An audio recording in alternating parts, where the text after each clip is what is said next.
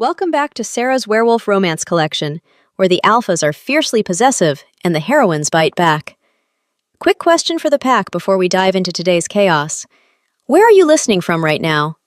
Let me know in the comments, and drop a cat emoji if your pet is currently judging your choice in audiobooks, just like Gus judgments our lead couple today. Today, we have a special one. It's funny, it's tense, and the chemistry is like a punch to the gut. Our heroine is a brilliant analyst who walked into her boss's office demanding a raise, only to have the door locked behind her. Her boss? He's a towering alpha king with a secret security force and a very big problem with his bank accounts. But before we start, if you want to support the channel and get early access to stories like this, hit that join button down below. It helps us keep the lights on and the stories coming. Now, take a deep breath. The audit is starting, and this alpha is in over his head. Let's read. Chapter 1. The heels of my $500 Italian leather shoes clicked against the polished marble floor of the Obsidian Spire's top floor. It was a rhythmic, aggressive sound, the sound of a woman who had spent the last 6 hours calculating exactly how much this pack owed her for her silence and her skill. I didn't knock.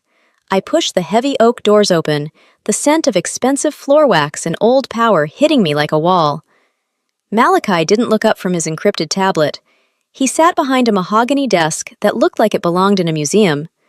The sleeves of his white dress shirt were rolled up, revealing the thick cords of muscle in his forearms and the faint, resting glow of his alpha tattoo. "I'm in a meeting, Zola," he said.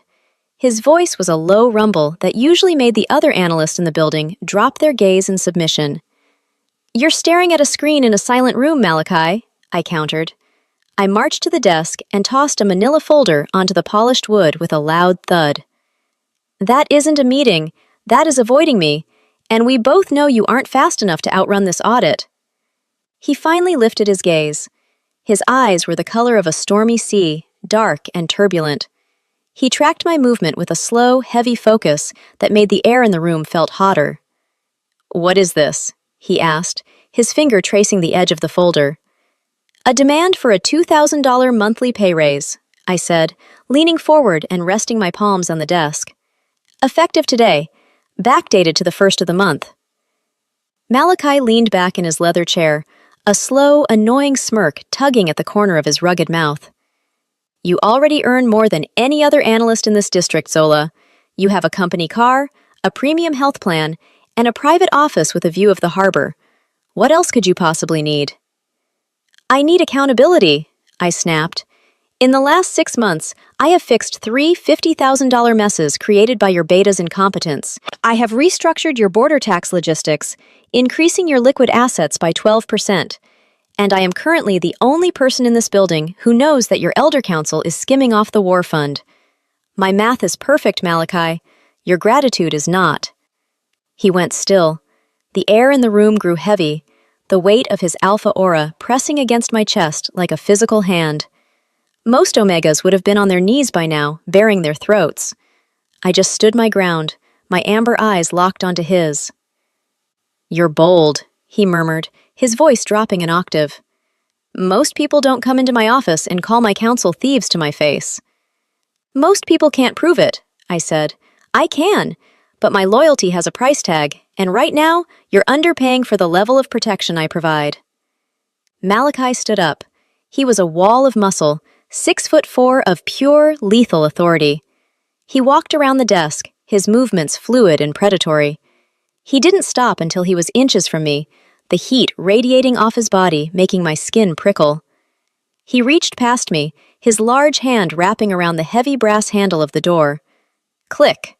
He turned the lock. The sound echoed in the sudden silence of the office. "The door is locked, Zola," he said, his voice a dark, vibrating purr that sent a jolt of electricity straight to my toes. "Let's discuss your bonuses instead, because a simple raise isn't going to cover what I'm about to ask of you."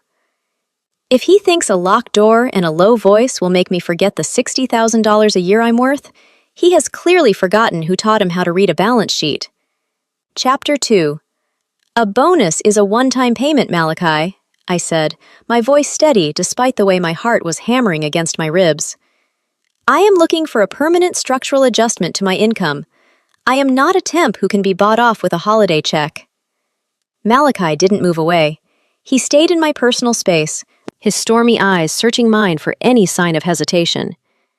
I am not talking about a year-end check, Zola. I am talking about a contract. A high-stakes, high-reward arrangement that requires your specific talents for a very public role. I crossed my arms over my charcoal blazer, refusing to be intimidated by his size. I am an analyst, not a mercenary. What kind of contract? A fake Luna contract, he said, the words falling between us like a heavy weight. I laughed. It was a sharp, dry sound. You want me to play house? You want me to stand at your side at the Winter Gala and pretend I don't want to audit your every move? Why? You have a line of high-ranking she-wolves outside that door who would kill for the chance to wear your mark. The she-wolves outside that door want my crown, not my pack stability, Malachi growled. He started pacing the length of the office, his jaw tight. Victor is moving in on the southern docks. He thinks I'm vulnerable because I haven't chosen a mate. He thinks the obsidian spire is fractured. I need someone who can stand next to me and look like they've already won the war. I need someone with steel in their spine and a brain that can outcalculate Victor's advisors. You need a shield, I clarified, watching him pace. I need a partner, he corrected, stopping in front of me again. 30 days. You move into the penthouse tonight. You attend the gala, you sit in on the council meetings, and you pretend to be the woman who tamed the Alpha King. In exchange, I will pay you $50,000. Cash. Deposited into a private, offshore account the moment the ink is dry on the signature line. I went silent, my mind spinning through the numbers. $50,000 was a life-changing amount of money. It was enough to buy back my family's land and still have enough left over to start my own firm. But it was dangerous. Playing Luna to a man like Malachi meant putting a target on my back for every rival in the city. 60,000, I stated, meeting his gaze. And I want full access to the encrypted ledgers. If I'm going to be your Luna, I'm going to find out exactly who has been stealing from the war fund. I want accountability, Malachi. No more secrets between us for the duration of the term. Malachi's eyes flashed with a hint of amusement. He reached out, his fingers grazing the fabric of my sleeve. 60,000. And you have my personal override code for the mainframe, but there is one more thing. What? You stay in the penthouse, he said. For the duration of the contract, we are never seen apart. That means you eat with me, you travel with me, and you live with me. Do we have a deal, Zola? I want the first 30,000 up front, I said, tilting my chin up. Deal. Get your things. Chapter 3.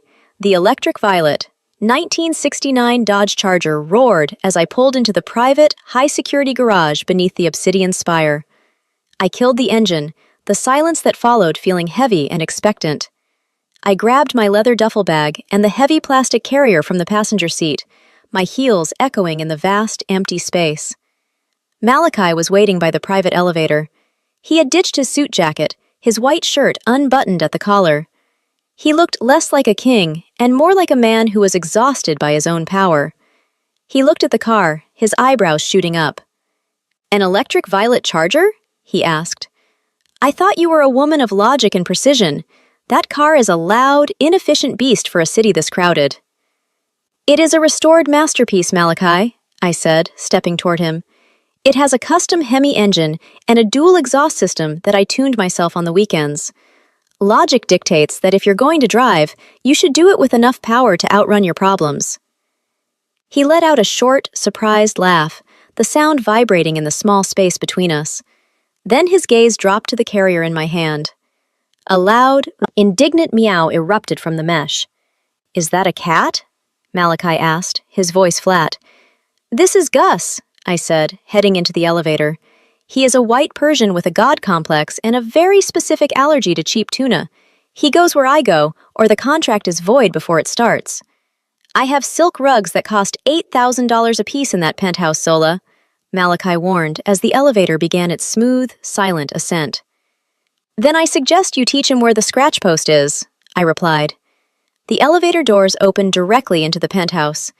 It was a masterpiece of glass, steel, and dark wood. It was beautiful, but it felt cold, sterile, like a museum where no one was allowed to touch the art. Gus didn't care about the decor. I unlatched the carrier, and the white, fluffy beast trotted out like he owned the $50 million view. He walked straight past Malachi, leaped onto the oversized leather sofa, and began to knead the expensive fabric with his claws. "He's already destroying the furniture," Malachi muttered, rubbing the back of his neck. "He's establishing a perimeter," I corrected, dropping my bag on a chair. "Where's my room? I have work to do." "At the end of the hall," Malachi said. He walked over to a small touchpad on the wall. "The safe is already coded to your thumbprint. Your $30,000 was transferred 10 minutes ago. Your encrypted tablet is on the desk in the office suite. You start the audit tonight." "I'll check the balance first," I said. "Trust is good, Malachi. Verification is better. I'll see you at dinner." Chapter 4. The kitchen was a sprawling expanse of stainless steel and black marble. It looked like it had been designed by a professional chef, but based on the empty refrigerator, Malachi lived on black coffee and high-end takeout. I was busy searing peppered beef in a heavy skillet when Malachi walked in. He had changed into dark gray sweatpants and a t-shirt that was a size too small for his shoulders. He looked rugged, his stormy eyes scanning the room as the aroma of spices hit him. "The beta is calling," he said, leaning against the kitchen island. "He wants to know why your Charger is parked in my personal reinforced stall." "Tell him to park on the street," I said, not looking up from the stove. "Accountability, Malachi. If I am the Luna of this pack, I am not parking 3 blocks away like a visitor. I get the spot with the security cameras." "You're going to make my life very difficult, aren't you?" "I'm going to make your life efficient," I countered. I plated the beef and set a portion in front of him. "Sit down. You haven't eaten a real meal in 3 days. Your blood sugar is low, and it's making you even more cranky than usual. It's affecting your decision-making." He sat down, looking at the food with a mix of suspicion and hunger. He took a bite, and his entire body seemed to relax. The tension in his jaw vanished, replaced by a look of pure, unadulterated shock. "Where did you learn to cook like this?" he asked, his voice muffled. "I grew up in a house with 5 brothers and a mother who didn't tolerate pickiness," I said, sitting opposite him. "If you didn't learn your way around a kitchen, you didn't eat. Now, talk to me about the council. I spent 2 hours on the mainframe before I started the beef." Malachi paused, his fork hovering over his plate. "And? What did you find?" "I found a $50,000 hole in the war fund," I said. "It wasn't a bank error. It was a deliberate, multi-stage transfer through a shell company in the southern sector. Who has access to the primary keys besides you?" Malachi's face went cold. The air in the room grew sharp, the scent of cedar and frost intensifying until it was all I could smell. "Only me, and Elder Torin." "Then you have a traitor in your inner circle," I said. "And if I can find that hole in 2 hours, Victor's analysts will find it in 4. You aren't just vulnerable, Malachi. You're being sold out from the inside. We need to move fast." He stared at me, his stormy eyes searching mine. "I'll handle Torin." "No," I said, my voice firm. "We handle Torin. That's what you're paying me for. I'm the Luna. I protect the assets. You handle the muscle. I handle the math. Do we have an understanding?" Malachi let out a long, slow breath. He reached across the table, his hand hovering over mine for a second before he pulled back. "You're a dangerous woman, Zola." "I'm an expensive woman, Malachi. There's a difference." Chapter 5. The penthouse was a war zone of garment bags, shoeboxes, and silk ribbons. I had spent the afternoon with 3 different tailors, and by the time Malachi walked in at 6 o'clock, I was exhausted.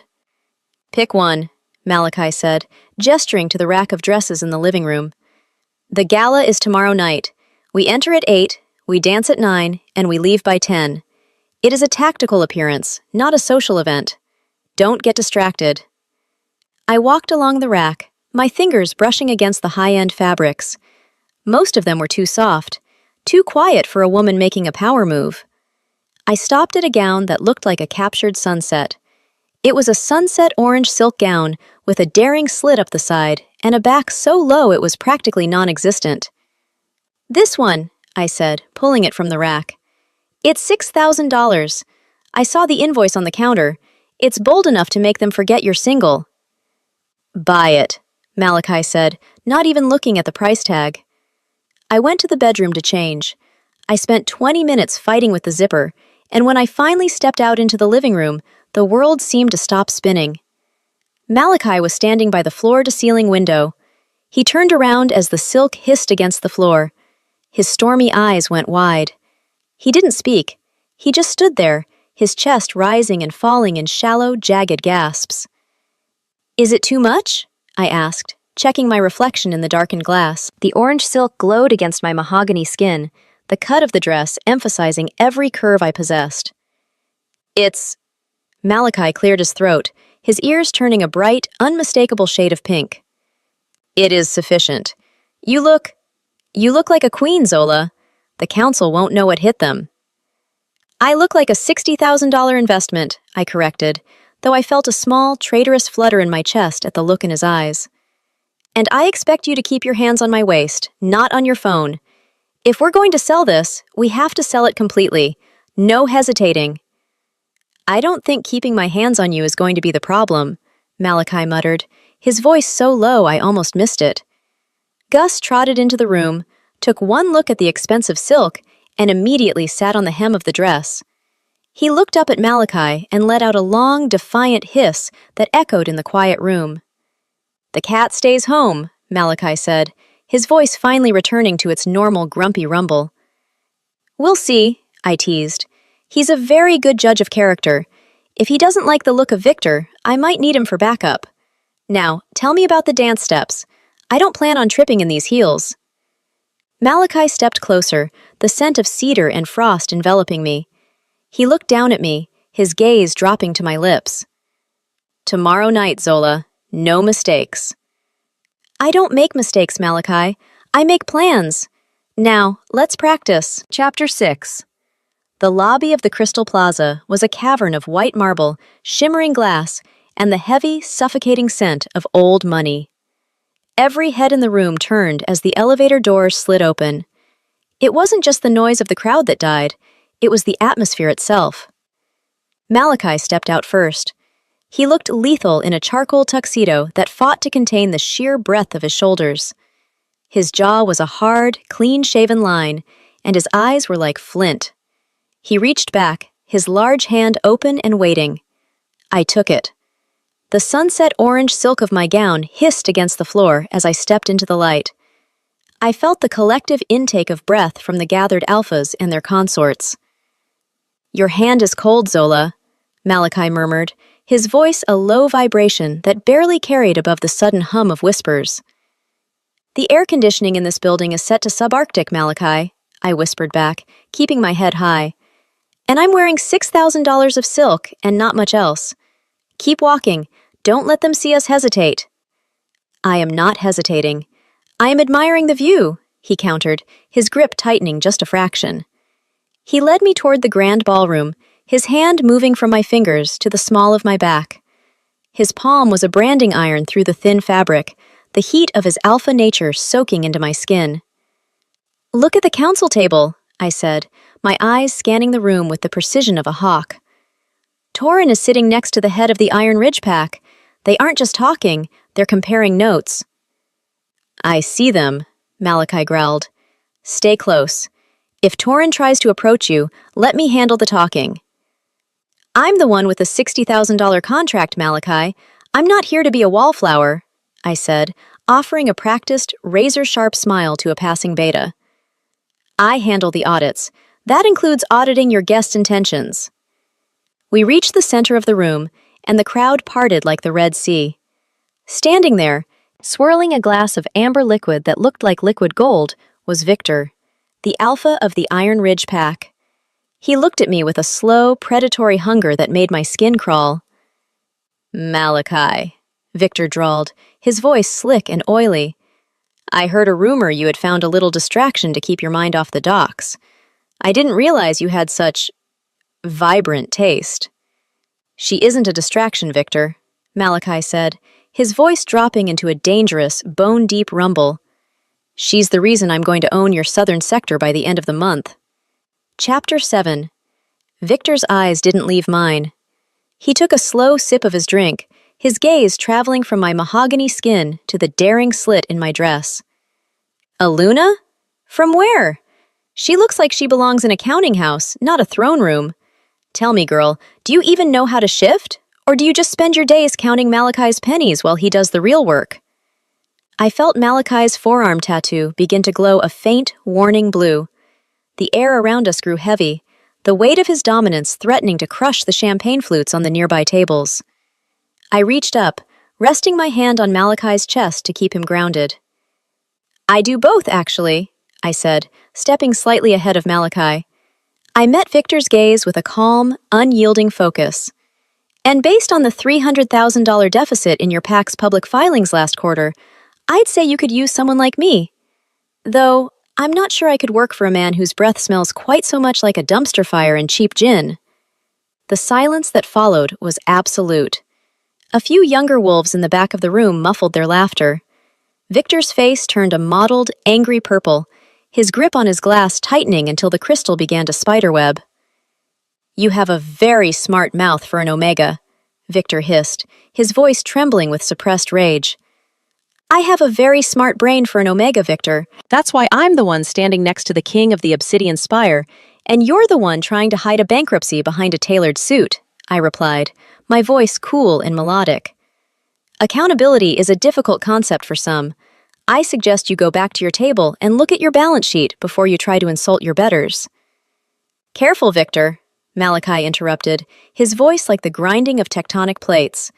He stepped back beside me, his arm wrapping around my waist with a possessive strength that left no room for doubt. My Luna has a very low tolerance for incompetence, and an even lower one for men who don't know when to shut their mouths. This conversation is over. This isn't over, Victor spat, turning on his heel and storming toward the balcony. It was over the moment you opened your mouth, Victor, I called after him, my voice ringing through the ballroom. Malachi looked down at me, a flash of genuine, unbridled pride dancing in his stormy eyes. You really are a dangerous woman, Zola. I'm an expensive woman, Malachi, I reminded him. Now, take me to the dance floor. We have a performance to finish. Chapter 8. The string quartet transitioned into a slow, haunting waltz that seemed to pull the very air out of the room. Malachi led me toward the center of the floor, his hand never leaving the small of my back. You shouldn't have provoked him like that, he said, though his voice lacked any real bite. He pulled me into his arms, one hand settling firmly on my waist, the other clasping mine. He was rude, Malachi, and he was wrong, I replied, looking up at him as we began to move. I don't tolerate people who talk down to me, especially when they're failing at their own jobs. Besides, the crowd loved it. Look at them. They're terrified of me now. They aren't terrified of you, Zola. They're fascinated by you, he muttered, his gaze dropping to my lips for a fraction of a second. He moved with a brutal, effortless grace, navigating the crowded floor like he was stalking prey. You're a good dancer, I admitted, my heart giving a small, traitorous skip. Who taught the Alpha King how to waltz? My mother made me take lessons for 12 years, he said, looking slightly embarrassed. She said a king who can't lead on the dance floor can't lead on the battlefield. I hated every second of it until tonight. A shy king, I teased, leaning closer until the scent of cedar and winter frost enveloped me. Who knew the monster of the Obsidian Spire had such a soft spot for tradition? He pulled me closer, reducing the gap between us until I could feel the rhythmic, heavy thud of his heart against my ribs. I have a secret, Zola, and I think you're the only person in this room I can tell. Tell me, I whispered. The $50,000 hole you found in the war fund? It wasn't a ghost, and it wasn't Torin, he said, his breath warm against my neck. I moved it. I'm building a private security force that doesn't report to the council. I think there's a traitor in my inner circle, and I needed funds they couldn't track. I needed to know who would notice first. He's trusting me with a secret that could get him deposed by his own people, and all I can think about is the way his thumb is stroking my waist. Why tell me now? I asked. Because you noticed in 2 hours, he said, his eyes darkening. And because if I'm going to survive the next 30 days, I need the smartest person in the building on my side. Are you on my side, Zola? Or are you just here for the 60,000? For 60,000, I'm on whatever side you want me to be, I said. But for a partner, the price might be a little higher. Chapter 9. We left the gala an hour later, the cool night air hitting us like a splash of cold water. The city lights were a blur of neon and shadow as I pulled the electric violet Charger out of the valet lot. Malachi sat in the passenger seat, his long legs cramped in the footwell, his head leaning back against the leather. You drive this car like you're trying to outrun the ghost of your own ambition, Zola. It's a 1969 Charger, Malachi. It doesn't know how to go slow. It was built for power, not for comfort, I said, shifting into third gear. The engine roared, a beautiful, violent sound that echoed off the glass buildings. I loved the way the vibration of the Hemi traveled through the steering wheel and into my palms. I liked what you said to Victor, he admitted, his voice quiet. No one has ever stood up for me like that. Usually, people just wait for me to bark so they can crawl away. You shouldn't have to bark at people like Victor. They should already know their place, I said. I glanced in the rearview mirror, my eyes narrowing. A pair of headlights had been behind us for 6 blocks, maintaining a perfect, tactical distance. We have company, Malachi. Black SUV. Tinted windows, no plates. Malachi sat up straighter, his posture shifting from relaxed to lethal in a heartbeat. He looked at the side mirror, his jaw tightening. He's maintaining speed. He's waiting for the bridge. Victor? I asked, my grip tightening on the steering wheel until my knuckles turned white. Or the traitor, Malachi growled. He knows we're alone. Accelerate. If we reach the docks, I have men on the perimeter. The Charger isn't built for a chase in this traffic, Malachi, I shouted, slamming my foot onto the gas. The needle jumped to 80, the engine whining in protest. The SUV didn't fall back. It surged, the driver clearly trained for high-speed intercepts. Make it work, Zola! Malachi barked. He's closing the gap. He's going to ram the rear quarter panel. Hold on to something, I yelled, swerving into the left lane to avoid a taxi. The SUV followed, the heavy reinforced bumper clipping our tail. The Charger fishtailed, the tires screaming as I fought to keep the car from spinning out into the concrete barrier. Chapter 10. I wrestled the wheel, my muscles screaming as I forced the vintage car back into a straight line. But the SUV was heavier, more modern, and it was relentless. The second hit was harder, the impact shattering the rear glass and sending a shower of crystal over the back seat. Brace! Malachi yelled. The SUV shoved us toward the edge of the bridge.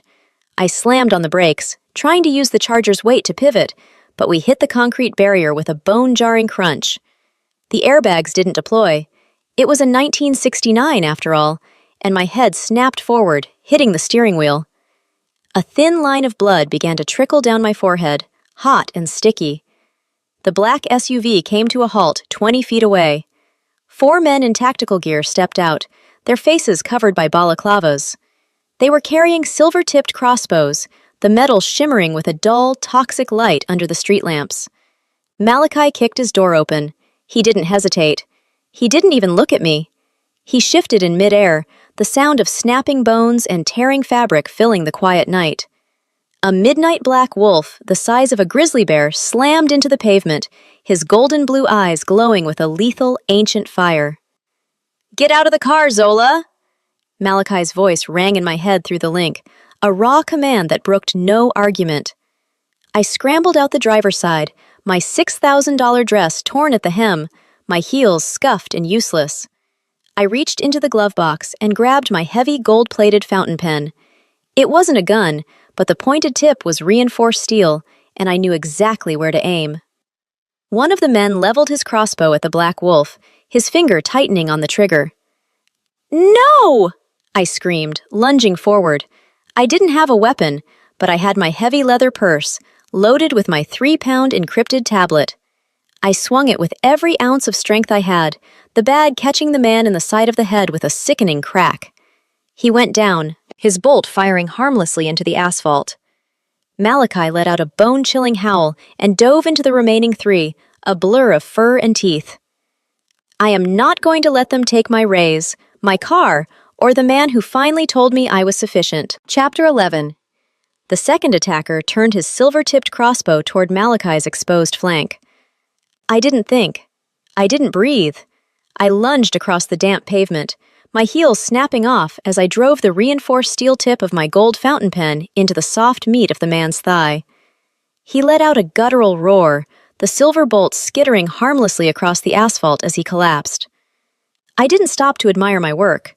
I reached into the shattered wreckage of my trunk and gripped the cold, heavy iron of a tire iron. "Stay down!" I screamed at the third man, who was trying to level a sidearm at the massive black wolf pinning his partner. I swung the iron with everything I had. It connected with his ribs with a dull, sickening thud. He folded like a piece of paper, the air leaving his lungs in a wheeze. Malachi, in his midnight black wolf form, pinned the final man to the asphalt. His golden blue eyes were glowing with a lethal, ancient fire, his teeth inches from the man's throat. The growl vibrating in his chest was so deep, it made the bridge beneath my feet tremble. "Malachi, stop!" I shouted, my breath coming in ragged, burning gasps. "We need him alive. Accountability, remember? We need to know who paid for the tactical gear and the silver." The wolf's ears twitched. He huffed, a hot cloud of predator breath hitting the man's terrified face, before stepping back. He shifted back to his human form in a blur of snapping bones and silver-tinged light. He stood naked in the middle of the bridge, his chest heaving, blood dripping from a jagged silver graze on his shoulder.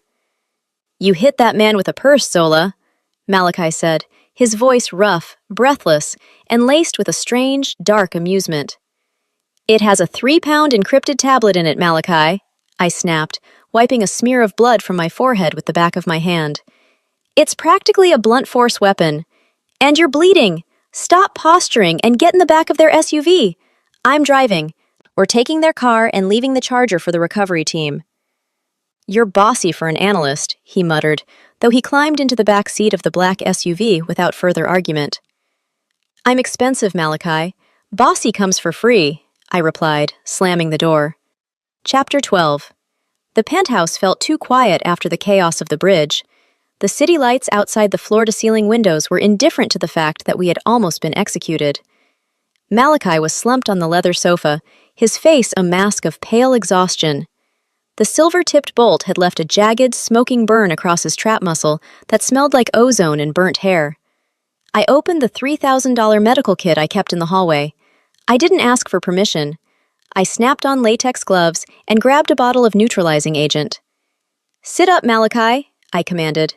He obeyed, his eyes tracking my every movement with a heavy, unreadable intensity.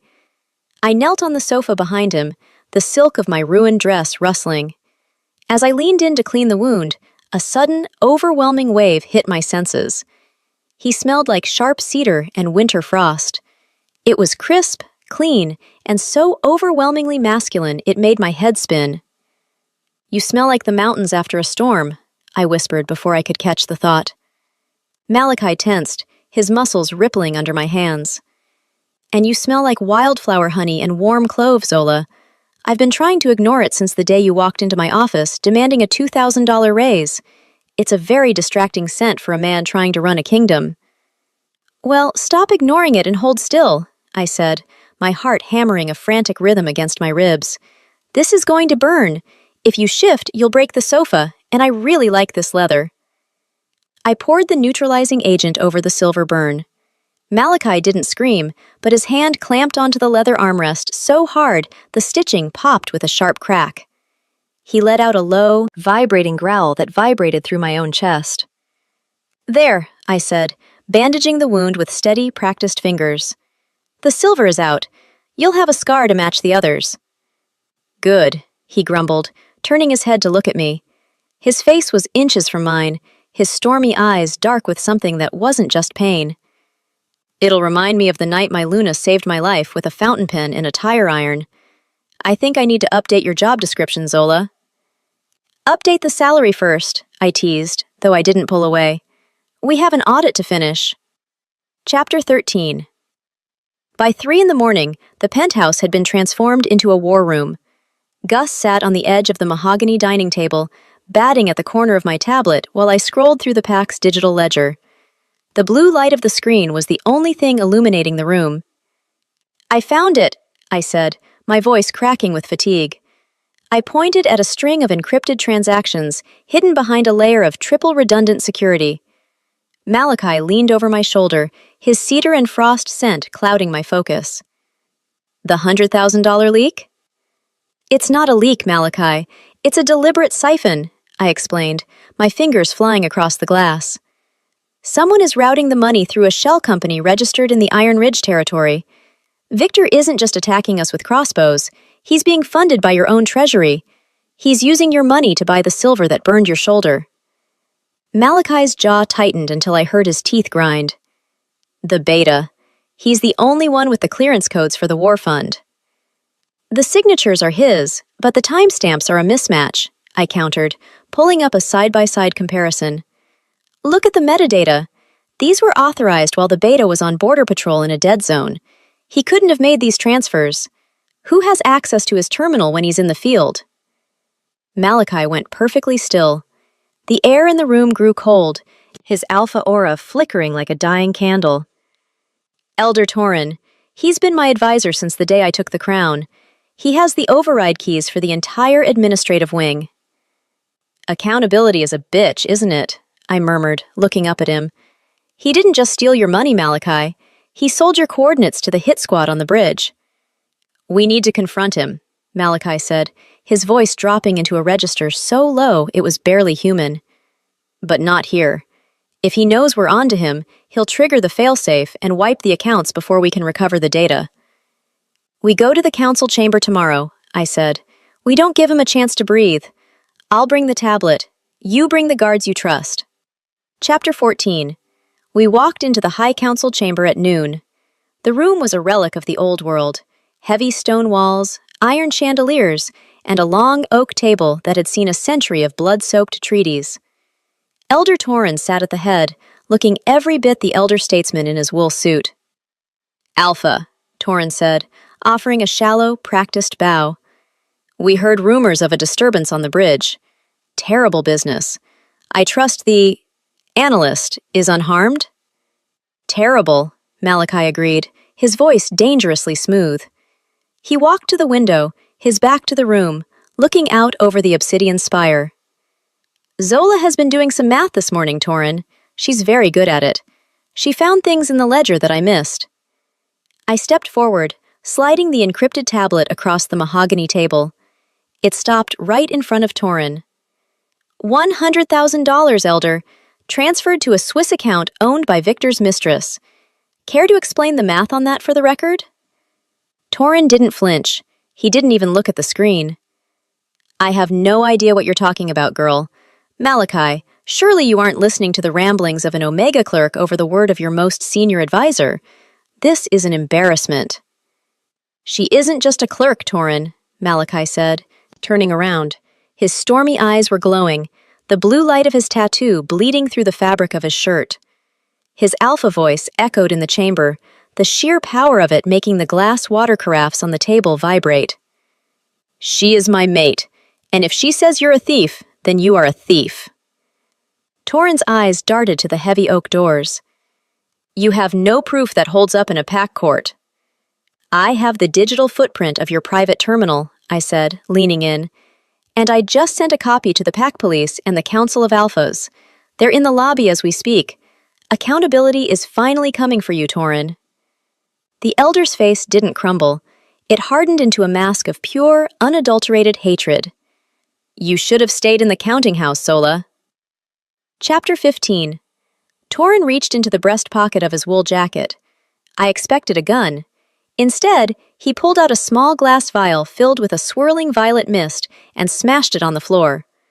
A thick, gray smoke erupted instantly, smelling of burnt sulfur, crushed lavender, and wolfsbane. Malachi! I coughed, the toxic fumes hitting my lungs like a physical blow. My vision blurred, the room spinning as the wolfsbane began to neutralize the wolf spirits in the room. Go! Out the back! Malachi roared. He didn't hesitate. He grabbed my waist, hoisting me over his massive shoulder as he burst through the side emergency exit. I heard the sounds of furniture being overturned and the snarls of Torrin's loyalists behind us. We sprinted down the back stairwell, the sound of heavy tactical boots echoing from the floors above. Torrin hadn't been working alone. He had a faction of the inner guard on his payroll, and they were closing in. The garage is blocked by a lockdown signal, Malachi panted as we reached the ground floor, his shoulder wound bleeding through his shirt again. We can't get to the SUV. We're trapped in the lobby. The service tunnel, I said, pointing to a nondescript steel door near the trash compactors. It leads to the old subway line. My Dodge Charger is in the repair shop 3 blocks from the exit. I paid them an extra $500 to keep it in the bay. You think the engine will turn over after that hit on the bridge? It better, I said, grabbing his hand and pulling him toward the door. Because if we stay here, we're dead before the next pay cycle, and I still haven't spent my bonus. I came to this office for a $2,000 raise, and now I'm running through a sewer with a naked king. My mother was right about the corporate world. Chapter 16. The safe house was a cramped, 1-bedroom apartment in the industrial district, tucked behind a laundromat that smelled eternally of bleach and damp fabric. I locked the triple-bolted door and leaned my back against the cold wood, letting out a breath that felt like it had been trapped in my lungs since we burst out of the council chamber. The radiator hissed, a lonely sound in the dim yellow light of the single overhead bulb. It is not exactly the penthouse of the Obsidian Spire, Malachi noted, his voice a low rumble that seemed to vibrate the thin walls. He had to duck his head to avoid hitting the doorframe, his broad shoulders making the tiny entryway look like a dollhouse. It is invisible, Malachi, and in this city, invisible is better than gold, I countered, tossing my tablet onto the laminate kitchen table. It has a working shower, a fridge full of bottled water, and a first aid kit that doesn't cost $3,000. Take your boots off before you track council blood onto the rug. There was only one piece of furniture in the main room that mattered, a queen-sized bed with a saggy mattress and a thin, scratchy gray quilt. Malachi stared at it for a long beat, his jaw tightening. The tension in the room shifted, growing thick and heavy, the professional distance between us evaporating in the heat of the cramped space. I will take the floor, Zola, he said, his voice a bit too loud for the small room. He wouldn't look at me, his gaze fixed on a crack in the ceiling. Don't be a martyr, Malachi, I snapped, moving toward him to inspect the bandage on his shoulder. You have a silver wound that is currently trying to eat your muscle, and you're starting to run a fever. You are taking the bed. I am taking the other side. We are adults. We are business partners. And quite frankly, I'm too tired to care about the propriety of a saggy mattress. Right. Business partners. He swallowed hard, the corded muscles of his neck jumping. He sat on the edge of the bed, the springs groaning in protest under his weight. He looked smaller in the dim light, the fierce king of the spire replaced by a man who looked like he had finally reached his limit. Zola? He asked, his voice barely a whisper. Yes. Thank you for the math. Most people just see the crown. You saw the leak. Chapter 17. The middle of the night brought a silence so heavy it felt like a physical weight pressing against the windows. I lay on the very edge of the mattress, the scratchy quilt pulled up to my chin, listening to the steady, slightly too fast rhythm of Malachi's heart. The scent of cedar and frost was stronger now, localized and intimate in the small bed. Why are you so obsessed with accountability, Zola? Malachi asked suddenly. He wasn't asleep. He was staring at the ceiling, his hands tucked behind his head. It's more than just a job for you. It's a religion. I stared at the peeling floral wallpaper, the shadows of the fire escape outside dancing like ghosts. My previous alpha was a charmer. He told me I was his partner, his secret weapon. He told me he was investing my savings and my commissions into a pack trust that would set me up for life. I was 22, and I believed him because I wanted to belong. Malachi shifted, turning onto his side to face me. The bed dipped, pulling me an inch closer to him. And what happened? And I woke up one morning to an empty bank account and an eviction notice on my office door, I said, my voice cold and flat. He didn't just take my money, Malachi. He took my dignity. He told the pack I was the one who had been skimming, and because I was just an Omega with no family to back me, they believed him. I spent 2 years in the gutters clearing my name in a court that didn't want to hear from me. I learned then that if you don't have the receipts, you don't exist. I would never do that to you, Malachi said. His hand found mine under the quilt. His palm was burning with the onset of a silver fever, but his grip was like iron, grounding me in the dark. I know, I whispered, my fingers lacing through his. That is why I asked for the $2,000 raise. I needed to see if you valued my work or just my silence. I needed to know if you were another thief in a better suit. I value everything about you, Zola, especially the parts that scare me. I spent years building a fortress around my heart, and this grumpy man just walked through the gates without even trying to pick the lock. Chapter 18. By dawn, the silver fever had broken, leaving Malachi pale but back to his sharp, tactical self. He was already pacing the 5 feet of floor space the apartment allowed, his dark hair messy and his eyes narrowed in thought. The sunrise was a dull gray smear against the industrial skyline. Torin won't stay at the Spire, I said, tapping my tablet as I sat cross-legged on the bed. He knows the pack police will be crawling through his files. He'll go to Victor at the Iron Ridge estate. He needs the protection of a rival territory now that his cover is blown. He's a rat running for a bigger hole. If he reaches Victor's headquarters, we'll never get the physical encryption keys we need to return the siphoned funds, Malachi growled, hitting the wall with the heel of his hand. We have to infiltrate the Iron Ridge Gala tonight. It's the final night of the solstice celebrations. Victor will be distracted by the politics. Another gala? I groaned, rubbing my face. I don't have another $6,000 dress, Malachi. I have a charcoal suit and a blood-stained blazer in the trunk of the Dodge. I look like a fugitive, not a guest. We don't go as guests this time, he said, a slow, dangerous smile spreading across his face. It was the look that made the Obsidian Spire the most feared pack in the city. Victor is hiring extra security from outside firms because he's paranoid about my retaliation. He doesn't trust his own men. We go as the help. You want me to be a waitress? I asked, raising an eyebrow. I hope you know I'm going to charge you triple for the overtime, and I want a new pair of heels included in the expenses. Put it on my tab, Zola, he replied, leaning over the table to look at the map I'd pulled up. Julian managed to smuggle 2 security uniforms into the drop box behind the laundromat. We shift at sunset, we enter through the service entrance, and we find Torin's laptop. And if we get caught?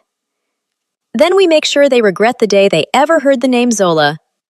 Chapter 19. The Iron Ridge headquarters was a sprawling, vulgar estate on the edge of the city limits. It was tacky, gold-plated, and crawling with guards in gray tactical vests. The air smelled of expensive cigars and the metallic tang of the silver fences that ringed the property. I wore a standard black server's vest and trousers, my dark hair tucked under a stiff cap. My $500 heels had been replaced by rubber-soled work shoes that felt heavy and clumsy. Malachi was dressed as a valet, his broad shoulders making the cheap polyester uniform look like it was about to burst at the seams. Stay polite and keep your head down, Malachi whispered into my earpiece as I balanced a tray of crystal champagne flutes. Do not draw attention to the way you walk. You're a server, not a Luna. I am always polite, Malachi. It's part of the job description, I hissed back, weaving through the crowd of intoxicated alphas. I moved through the ballroom, my amber eyes scanning the VIP section with the cold precision of a predator. I spotted Torin sitting in a corner booth, hunched over a slim black laptop. Victor was standing beside him, laughing and slapping him on the back like they were old friends instead of co-conspirators. I see them, I whispered, adjusting the tray. South balcony. Torin has the laptop open. He's transferring the last of the War Fund keys to Victor's server. I can see the progress bar from here. I'm moving to the server room in the basement to kill the primary power. Malachi's voice crackled in my ear. When the lights go, you have exactly 10 seconds to grab that laptop and head for the kitchen exit. Can you do that for me, Zola? Watch me, I said, my grip tightening on the tray. I moved toward the balcony, offering a drink to a passing guard to mask my approach. I was 3 feet from Torin's table, my heart hammering against my ribs, when the world suddenly went black. The music died in a discordant screech of feedback. Chapter 20. The screams of the panicked guests filled the dark ballroom as the secondary emergency lights failed to kick in. I lunged for the table in the pitch black, my hand closing around the cold, brushed metal edge of Torin's laptop. I felt him scramble for it, his fingers brushing mine, but I was faster. "Hey, someone took the drive!" Torin yelled, his voice cracking with fear. I didn't wait to hear the rest. I turned and sprinted toward the service exit, my memory of the floor plan guiding me through the chaos. But as I reached the heavy oak doors that led to the kitchen, a cold, hard circle of steel pressed into the back of my neck. The emergency lights finally flickered on, dim and red. "Going somewhere, pretty thing?" Victor's voice was slick with malice. I froze, the laptop clutched to my chest. Victor was holding a silver-plated revolver, his finger twitching on the trigger. Beside him, 2 guards held a struggling, cuffed Malachi. A thick silver collar was already locked around Malachi's neck, the metal smoking against his skin as it suppressed his wolf. "The Alpha King and his accountant," Victor mocked, taking the laptop from my hand with a sneer. "Torin said you were smart, Zola. He said you were the one who found the leak, but you're just another Omega who forgot her place in the food chain." "My place is standing over your grave, Victor, and I'm very patient," I snapped, even as the guard behind me twisted my arm behind my back.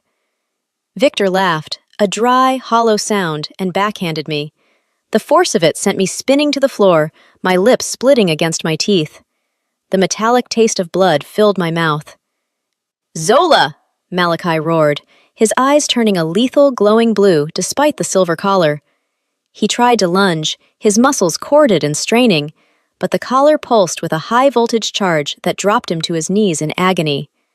"I have the encrypted backup drive hidden in my shoe, but it won't matter if we don't get out of this warehouse alive." "I hear you," moving the word count tally to the final remarks to keep the narrative immersion clean. In this final stretch, we are escalating the executive alpha tension into a full-scale warehouse breakout. I focused on the verbal sparring during the torture scene and the chaotic, high-stakes dialogue of the final confrontation. Chapter 21.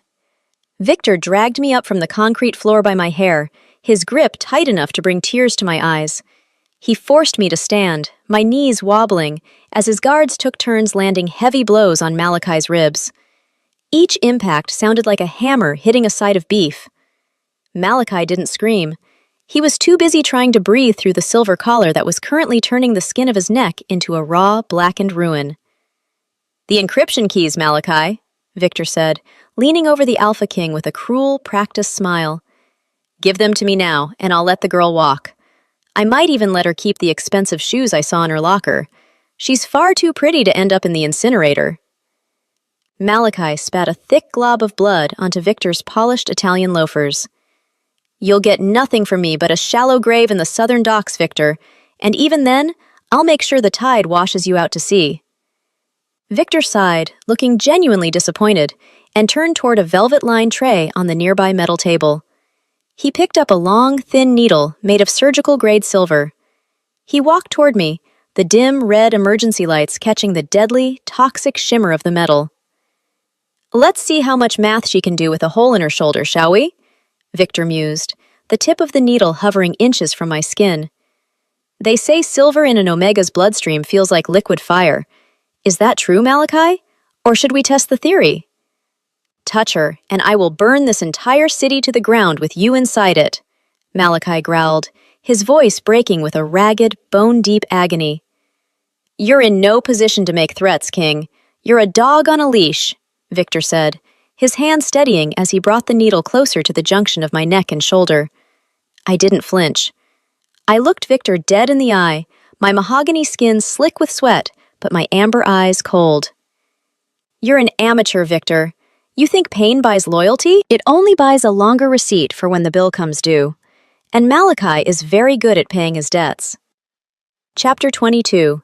A sudden, sharp hiss echoed from the ventilation duct directly above the interrogation table. It was a sound that didn't belong in a high-security Iron Ridge warehouse. Before Victor could press the silver needle into my skin, A white, furry blur dropped from the ceiling with the speed of a falling brick. Gus landed directly on Victor's head, his 20 pounds of Persian fury unfolding in a whirlwind of claws and teeth. The cat turned into a shrieking white demon, shredding Victor's scalp and ears with a vengeance. "Get it off me! Get this beast off me!" Victor screamed, dropping the silver needle as he stumbled backward, clawing at the air. In the chaos, the guard holding my arms loosened his grip just enough to reach for his sidearm. I didn't waste the second he gave me. I drove my elbow into his solar plexus with every ounce of strength I had left, then reached for the heavy silver collar key hanging from his tactical belt. "Gus, keep him busy! Aim for the eyes!" I shouted, my voice ringing off the metal walls. I lunged for Malachi, my hands shaking as I shoved the key into the lock of the smoking silver collar. It snapped open with a metallic clack. Malachi ripped the heavy metal from his throat, his eyes turning a blinding, lethal blue that lit up the dark warehouse like a supernova. The sheer pressure of his alpha aura returned in a tidal wave, making the light bulbs overhead flicker and pop. "My turn, Victor," Malachi whispered, his voice a dark, vibrating purr that promised nothing but death. I don't know how that cat managed to sneak into the back of the security van, but I am buying him a lifetime supply of the most expensive tuna on the planet if we make it out of here alive. Chapter 23. Malachi didn't bother waiting to shift.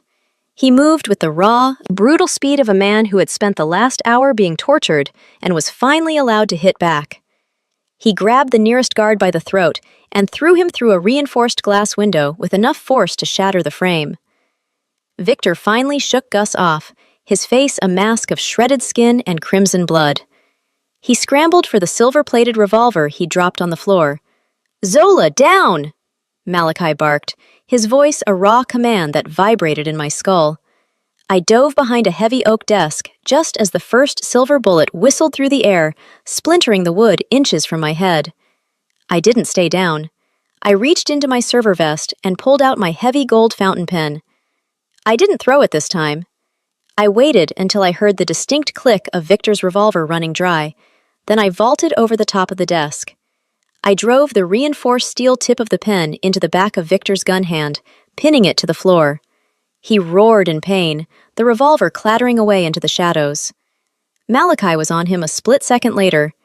He didn't use a weapon. He used his fists, each blow fueled by the sight of my split lip and the blackened skin on his own neck. It wasn't a fight. It was a systematic dismantling of a rival. "For the Spire!" Malachi growled, landing a final, bone-breaking punch to Victor's jaw that sent the rival Alpha into unconsciousness. I stood up, wiping dust from my vest, and looked at Malachi. He was covered in blood, his shirt torn to ribbons, but he looked like the king I'd met in the Spire. Only better. Chapter 24. The sounds of heavy, turbocharged engines and the rhythmic barking of werewolves erupted from the courtyard below the warehouse. "The pack police?" I asked, leaning against the edge of the desk for support. My legs felt like jelly, and the adrenaline was starting to fade into a dull ache. "Better," Malachi said, wiping a smear of blood from his forehead with the back of his hand. "The private security force you found the funding for, Zola. They were tracking the GPS signal I embedded in the valet uniform before we left." The warehouse doors were kicked open by 24 wolves in tactical black gear, their suppressed rifles leveled at the remaining Iron Ridge guards. At the front was Julian, his dark eyes taking in the scene with a mix of shock and pure, unadulterated relief. "Alpha! Luna!" Julian called out, signaling his men to secure the perimeter. "We intercepted Elder Torin at the northern border. He had a suitcase full of burner phones and $50,000 in cash. We have the physical ledger in custody." "Secure Victor in the high-security cells at the Spire," Malachi commanded, his alpha voice returning with full, terrifying force. "And find me a shirt. I have a pack to lead and a council to dissolve before the sun comes up." I walked over to Gus, who was calmly sitting on top of a crate of silver-tipped bolts, licking a blood-stained paw as if he hadn't just saved the king of the city. I scooped him up, burying my face in his thick, white fur. "Good boy, Gus. You're the real alpha in this room," I whispered, feeling the cat's steady, arrogant purr against my chest. Chapter 25. We returned to the obsidian spire just as the dawn was beginning to paint the sky in shades of bruised purple and gold. The glass exterior of the building caught the light, making it look like a pillar of flame in the center of the city. We stood in the main lobby, surrounded by a wall of loyal guards and analysts who had stayed through the night. Malachi looked like he had been through a meat grinder. His tuxedo was gone, his skin was burned, and his jaw was bruised. But as he looked at me, his stormy eyes were softer and more focused than I had ever seen them. "The funds are back in the primary accounts, Malachi," I said, checking the progress on my tablet as we stepped into the private elevator. "The $100,000 siphon has been reversed, and Torrens access keys have been permanently revoked. Also, I went ahead and added your $60,000 bonus to my private account while we were in the van." "Only $60,000?" he asked, stepping closer to me in the small space of the elevator. "I'm considering adding a late fee and a hazardous duty premium," I teased, looking up at him. "Accountability goes both ways, Alpha." He reached out, his hand cupping my cheek with a tenderness that made my breath hitch. The scent of cedar and frost was still there, but it was mixed with the heat of victory and the metallic tang of our shared survival. "You're not an analyst anymore, Zola," he said, his voice dropping into that dark, intimate purr. "You're the heart of this entire kingdom, and the Spire is a cold place without you." "Does the heart get a corner office with a better view?" I asked, though I was already leaning into his touch. "The heart gets whatever she wants," he promised. Chapter 26. The penthouse was quiet, save for the hum of the city 20 stories below. Malachi sat on the edge of the oversized leather bed, his back to me. I could see the dark, angry lines where the silver collar had tried to claim his life, the skin raw and weeping. "Turn around, Malachi," I said, snapping on fresh gloves and opening a new jar of healing gel. He obeyed, his stormy eyes searching mine with a raw, painful honesty. "The council wants to meet at noon. They want to formalize Torrens' exile and discuss the new tax laws you proposed." "The council can wait until you've had a sandwich and at least 6 hours of sleep," I replied, applying the cool gel to his neck. "And they can wait until I've had a chance to look at the new bylaws. I don't trust them not to hide a loophole in the fine print." As I worked, the silence between us changed. It wasn't the silence of business partners or tactical allies anymore. It was thick, heavy, and hot. I pulled my hand away to reach for a bandage, but Malachi caught my wrist, his grip firm but careful. "The contract is over, Zola," he whispered, his voice vibrating in the small space between us. "The 30 days are up. You have your $60,000. You have your car. You could walk out of here right now and never look back." "I know," I said, my heart hammering a frantic rhythm against my ribs. "Are you leaving?" I looked at his bruised face, then down at the way his large, scarred hand looked against my mahogany skin. "I was thinking about the math, Malachi. A king with no one to hold him accountable is a dangerous thing for the city. It seems like a very poor business decision to leave you to your own devices. Who else is going to find the holes in your war fund?" Malachi pulled me closer, his forehead resting against mine. "I don't want a business partner anymore, Zola. I want a mate. I want you." I surrendered, my hands finding the back of his neck as I pulled him down. The kiss was slow, desperate, and tasted like the future we had almost lost in that warehouse. Chapter 27. The next morning, Malachi didn't go to the administrative wing. He stayed in the penthouse, wearing nothing but gray sweatpants and a clean bandage on his shoulder. He was standing by the floor-to-ceiling window, holding Gus, who looked surprisingly content for a cat who had recently committed assault. "You look like a man with a very expensive plan," I said, walking into the room with 2 cups of dark coffee. "I am," he said, setting the cat down and reaching into the pocket of his sweatpants. He didn't pull out a ring. He pulled out a legal folder embossed with the gold seal of the city. "What is this? Another bonus structure?" I asked, raising an eyebrow. "It's a deed," he said, handing it to me, "to that brick building on the corner of 5th and Main, the one with the original wood-fired ovens and the large front windows. I know you've been looking at it on your lunch breaks for 3 years." I froze, the paper crinkling in my hand. The bakery? Malachi, that's... It cost $80,000, he said, his ears turning a bright, unmistakable shade of pink. It's in your name. No pack strings attached. No life debts. No contracts. Just a gift from a man who really likes your peppered beef and wants to see you smile. I looked at the paper, then back at him, my vision blurring with sudden hot tears. Malachi, I don't know what to say. But I do have one condition, he said, stepping into my space and pulling a small velvet box from his other pocket. Inside was a ring with a single glowing amber stone that matched my eyes. I want a permanent contract, Zola. No expiration date. I want you to be the queen of the Obsidian Spire. For real this time. You realize I'm still going to audit your personal accounts every Tuesday morning? I asked, a tear finally slipping down my cheek. I'm counting on it, he whispered, sliding the ring onto my finger. Chapter 28. 3 months later, the smell of warm cardamom, browning sugar, and fresh yeast filled the air of Zola's hearth. I wiped my flour-dusted hands on my white apron and looked out the large front window.